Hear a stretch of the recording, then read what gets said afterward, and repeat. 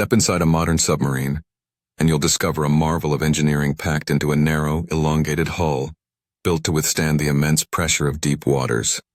At the very front is the torpedo room, housing not only torpedoes but also crew bunks due to limited space. Moving aft, the control room serves as the nerve center, filled with advanced navigation equipment, sonar displays, and periscopes for surface observation. Just above, the conning tower rises, providing access to the periscope and vital communication systems. The living quarters are compact, with bunk beds stacked in tight rows, and a small galley where meals are prepared and shared. Essential systems like the engine room and battery compartments are located toward the rear, powering the submarine's movement and life support functions. Ballast tanks along the hull control buoyancy, allowing the submarine to dive, maintain depth, and surface smoothly. Air purification systems continuously recycle and filter the air, making long underwater missions possible without fresh air supply.